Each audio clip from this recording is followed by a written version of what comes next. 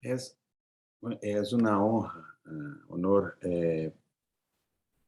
estar com vocês neste 23º Congresso de CEPA, um congresso tão esperado por todos nós outros, e me gostaria de, em portunhol, saludar Davi Santa Maria, em nome dele e todos os membros da comissão organizadora, e também Jacira Jacinto, em nome do qual, nossa presidenta de CEPA, todos os participantes, todos os congressistas.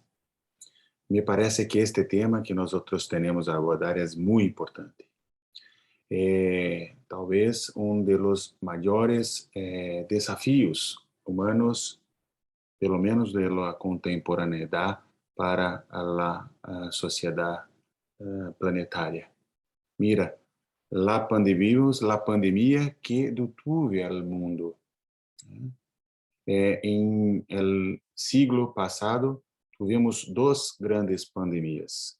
Neste siglo, em 2 décadas, já temos 5 pandemias. E agora vivimos a pandemia de COVID, que é efetivamente uma situação que tem um comportamento inusual, com alta transmissibilidade, uma alta letalidade, que se configurou com uma emergência internacional de saúde, né? E que, até agora, 22 de agosto, produziu 209 milhões de casos e 4 milhões e 400 mil mortes. Né? E aunque temos 4.500 milhões de pessoas que já receberam uma dose, pelo menos, da vacuna, em los países mais pobres, apenas 1,3% receberam ao menos uma dose de vacuna. Então, uma situação muito preocupante. Medidas sanitárias internacionalmente adoptadas têm se mostrado muito importantes. Pruebas e vigilância epidemiológica, restrição do movimento de pessoas, cierre de fronteiras, redução de fluxo de aeronaves, aislamento e quarentena de bairros, cidades, estados, países, continentes inteiros, como é o caso da União Europeia, a ampliação da oferta de serviços de saúde, aquisição de insumos e expansão de produção, incluso com a conversão da indústria, e, em tempo recorde, o desenvolvimento e aplicação de vacinas, algo nunca antes experimentado e que demonstra a capacidade humana de enfrentar, de confrontar uma situação de emergência sanitária de caráter internacional tão grave como esta que nós outros vivemos agora. Mas também é preciso dizer que a Covid não é democrática e tem graves efeitos econômicos e sociais distintos e que mais afetam, mais preocupam por las populações vulneráveis, aquelas que vivem em favelas, bairros marginales, casas de vecindad e grandes densidades de população, aquelas que habitam as prisões, aquelas que não têm hogar, pessoas maiores em lugares de anciões, instituições de larga duração, e pueblos indígenas, quilombolas, ou seja, as populações que se afetam de maneira distinta por la pandemia. É preciso também dizer que somos profundamente afetados em muitos países, como é o caso do Brasil, dos Estados Unidos da América, por la crise política generada por el negacionismo em pleno siglo XXI e suas implicações diretas por la resposta da pandemia. É isso, por exemplo, que explica que Brasil, que tem apenas 2,7% da população mundial, tenha 13% dos casos e óbitos registrados em todo o mundo. Uma verdadeira tragédia. 574 mil pessoas morreram desde o início, desde que começou a pandemia. Temos também como desafio enfrentar a própria pandemia e o que ela resulta.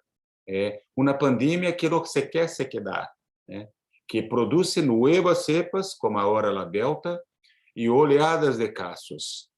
que tiene un grande desafío con la síndrome post-COVID, que nosotros sequer sabíamos ainda, tenemos la capacidad de comprenderla fortemente, com resultados que apontam para o empobrecimento da população, o agravamento da hambre, o consumo de álcool e outras drogas por maior violência, transtornos mentais.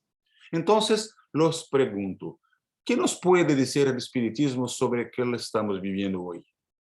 Em primeiro lugar, que isto não é a vontade de Deus, não é resultado do karma, da lei de reencarnação, mas sim a confluência da vida em sua magnitude, em sua natureza. Colhemos hoje aquilo que planteamos ao longo dos últimos anos, dos muitos séculos. Temos uma sociedade globalizada e, em la dobra entre a lei de conservação e a lei de destruição, somos chamados a enfrentar e produzir uma resposta que seja capaz de preservar a vida, a dignidade humana, a capacidade de usar a inteligência, o conhecimento científico, o desenvolvimento tecnológico a serviço de toda a humanidade. Então, penso, assim como Kardec, quando pergunta aos espíritos, que não se trata de um flagelo, uma prova moral para o homem, mas que os flagelos são evidências que dão ao homem a oportunidade de exercitar sua inteligência, ao tempo que lhe permitem desenvolver sentimentos de abnegação, desinteresse e amor ao próximo, se é que não estás dominado por el egoísmo.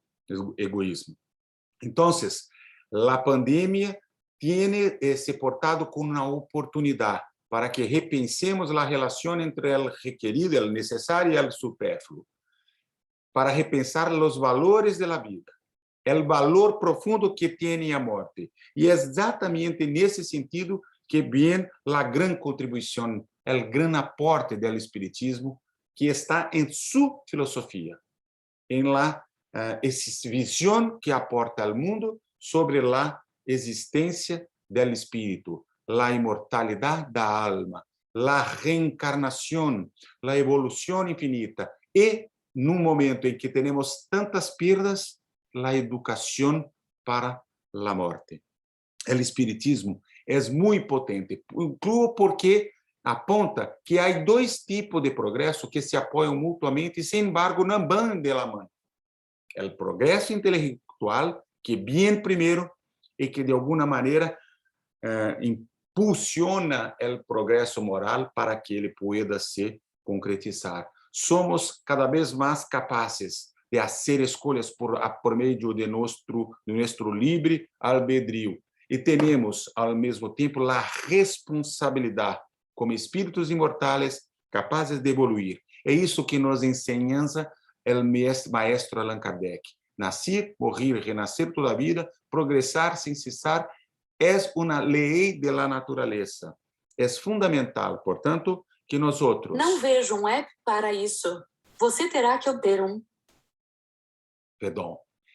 É por isso que nós outros temos que, talvez, seguir a enseñança de Mahatma Gandhi, que nos invita a refletir, reflexionar. Se queremos progressar, não devemos repetir a história, sino fazer uma nova história, como espíritos imortais, a serviço da vida, a serviço da construção do mundo, de nossas existências, de uma vida mais digna e com responsabilidade social.